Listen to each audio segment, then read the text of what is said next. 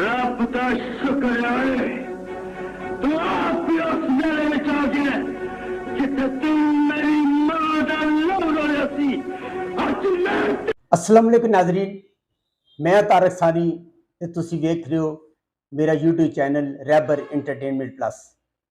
अज जिहड़ी फिल्म मैं लैके तुहाडी खिदमत विच हाज़र हो रहा, उस फिल्म का नाम है शर्त।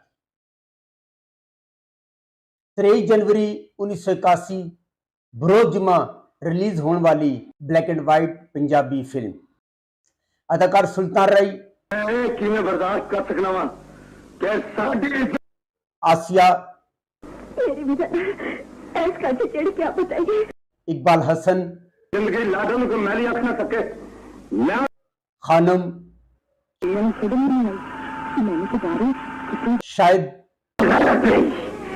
अपने प्यो दा मुस्तफा कुरैशी, दादा रा डकिया असी ओदे खालिद अली मोटा, ये चीज तो नहीं मिल सकता ये मैं आप मुस्तफा टिंड जे सबके बच गया और ते नबीला।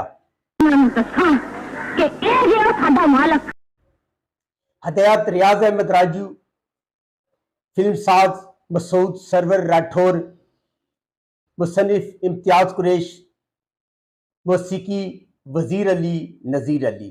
खाने नंबरदार के एग्जाम में जवाब दे खाने बोल खानो नंबरदार की कहता चुप क्यों है। नाज़रीन, इस फिल्म में मुस्तफा कुरैशी ने एक जागीरदार का किरदार अदा किया है, जिहड़ा पिंड वालियां नूं उन्हां दी गदम शहर विच लैके जाण तों मना करदा है, वेचण तों मना करदा है, और किसी की जरूरत नहीं होंदी कि उसकी मर्जी तो बगैर वो अपनी कणक या गंदम लैके शहर विच जाके वेच सके। सुल्तान रई इकबाल हसन, सुल्तान रई का नाम हुसैन ते इकबाल हसन का नाम खानू होंदा है। वो दोनों आपस में भरा होंदे ने ते उन्हां दी एक भैन होंदी है लाडो। हुसैन ते खानू आपस में भाई होंदे ने और उन्हां दी जागीरदार दे नाल दुश्मनी का आगाज उस वक्त होंदा है जदों खानू अपनी कणक लैके जांदा है और शहर बेच के आंदा है। जागीरदार नूं यह गल सख्त नापसंद होंदी है और खानू ते हुसैन की दुश्मनी जागीरदार दे नाल जिहड़ी उत्थों स्टार्ट होंदी है। जे साडे जे रईस किसी कुड़ी नूं पसंद करन ते ओ जुल्म ते भावें किसी दी इज्जत नाल खेड़ जाण। इस फिल्म में शाहिद ने आसफ का किरदार अदा किया है, जिहड़ा जागीरदार दा यानी कि मतरेया भरा होंदा वे जागीरदार दा। यह फिल्म तुहानू डेली मोशन ते मिल जाएगी। अगर तुसी यह फिल्म वेखनी है तुसी सर्च करके डेली मोशन ते जा सकते हो और यह फिल्म वेख सकते हो। जागीरदार दा एक नौकर होंदा है जबरू, जिसकी भैन छम्मो होंदी है ते छम्मो का किरदार अदाकार खानम ने अदा किया है। इकबाल हसन, खानू ते खानम छम्मो आपस में एक दूसरे नाल प्यार करते हैं। ते नाज़रीन, इस फिल्म में शाहिद ते आसिया ते खानू इकबाल हसन ते छम्मो खानम का पेयर बनाया गया है। सुल्तान रई इस फिल्म दे विच सोलन जागीरदार हुसैन ते खानू दी मां नूं कतल कर देंदा है और इस कतल का गवाह भी कोई नहीं होंदा। मां मरण तो पहले हुसैन ते खानू कोलों यह वादा लैंदी है कि वह अपनी भैन लाडो नूं प्यो ते मां का प्यार देणगे। इधर आसफ, शाहिद ते लाडो आपस विच एक दूसरे नाल प्यार करदे ने, जिस दे बारे च खानू नूं पता चल जाता है, लेकिन वो लाडो के प्यार की वजह से क्योंकि वह मां बनया होंदा है, वो लाडो की मां बनता है, इस वास्ते वो इस गलती नूं दरगुजर कर देंदा है। लेकिन हुसैन नूं, सुल्तान रई नूं इस चीज़ का बहुत सख्त गुस्सा होंदा है और वो सख्त नाराज होंदा है लाडो ते। इत्थों हुसैन ते खानू की दुश्मनी का आगाज होंदा है। आपस इस वजह तो एक दूसरे के दुश्मन हो जाते हैं।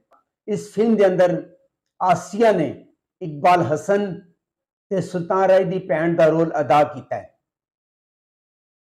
ਆਸਫ ਚूंकि ਲਾਡੋ ਨੂੰ ਪਿਆਰ ਕਰਦਾ ਹੈ ਔਰ ਜਾਗੀਰਦਾਰ ਨੂੰ ਇਹ ਗੱਲ ਸਖਤ ਨਾ ਪਸੰਦ ਹੁੰਦੀ ਹੈ, ਇਸ ਵਾਸਤੇ ਉਹ ਖਾਨੂ ਤੇ ਹੁਸੈਨ ਦਾ ਦੁਸ਼ਮਣ ਹੁੰਦਾ ਹੈ। ਉਹ ਆਸਫ ਨੂੰ ਦੱਸਦਾ ਹੈ ਕਿ ਖਾਨੂ ਔਰ ਹੁਸੈਨ ਦਾ ਪਿਓ ਉਹਦੇ ਪਿਓ ਦਾ ਕਾਤਲ ਹਨ ਤੇ ਉਹਨਾਂ ਦੇ ਅਸਲ ਦੁਸ਼ਮਣ ਖਾਨੂ ਤੇ ਹੁਸੈਨ ਹਨ। ਉਹ ਰਾਈਫਲ ਲੈ ਕੇ ਜਾਂਦਾ ਹੈ ताकि खानू ते हुसैन नू कतल कर सके, लेकिन लाडो दे नाल मुलाकात होंदी है। लाडो उन्हें समझा बुझा के वापस भेज देंदी है।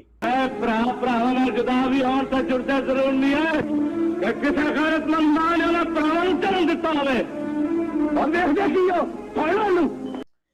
इधर छम्मो खानम दा भरा जबरू जिहड़ा कि जागीरदार दा नौकर हुंदा है, छम्मो अपने भरा नू समझांदी है कि जागीरदार अच्छा इंसान नहीं, वो किसी दिन तेनू कतल के मुकदमे फसा के तेनू फांसी के तख्ते ते चढ़ा देगा, लेकिन जबरू उसकी गल नहीं मनता।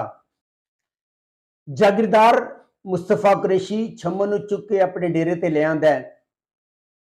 ओदे भरा जबरू नू जदों पता चलता है, वो आके अपनी भैन नू छड़ा के नसा देंदा है, लेकिन जबरू कतल हो जाता है। इस फिल्म में कॉमेडी वास्ते खालिद सलीम मोटा और मुस्तफा टिंड नू रखा गया है। खालिद सलीम मोटा और मुस्तफा टिंड ने अच्छी कॉमेडी का मुजाहरा किया है। और बड़े से बाद मैं वेख्या है कि मुस्तफा टिंड ने किसी फिल्म में अच्छा काम किया है। खानू नू जदों पता चलता है कि उसकी भैन आसफ नाल प्यार करती है, वह हवेली जाता है और आसफ के भरा जागीरदार मुस्तफा कुरैशी दे नाल रिश्ते की गल करता है। यह गल सुन के जागीरदार खानू नू बेइज्जत करके हवेली तू कढ़ देंदा है।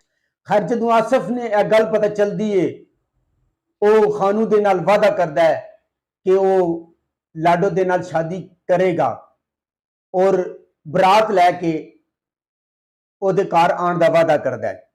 जदों हुसैन नू यह गल पता चलती है कि वो आंदा है और आके जहेज के समान नू अग लगा देंदा है। खानू ते हुसैन की लड़ाई होंदी है। जदों इस लड़ाई का लाडो नू पता चलता है तो वो जाके हुसैन सुल्तान राही नू बेइज्जत करती है। खैर बरात का दिन आ जाता है, बरात आंदी है, जागीरदार बरात ते हमला कर देंदा है और लड़ाई होंदी है। इस लड़ाई के दौरान जागीरदार मुस्तफा कुरैशी लाडो नू चुकन जाता है, लेकिन हुसैन आ जाता है। हुसैन दी ते जागीरदार की आपस की लड़ाई होती है। इस दौरान जागीरदार जख्मी हो जाता है और अपने आप नू कतल कर देता है। नादरीन, अगर तुहानू मेरी मालूमात अच्छी लगी होवे, मेरे चैनल नू सब्सक्राइब करो, लाइक करो ते शेयर करो।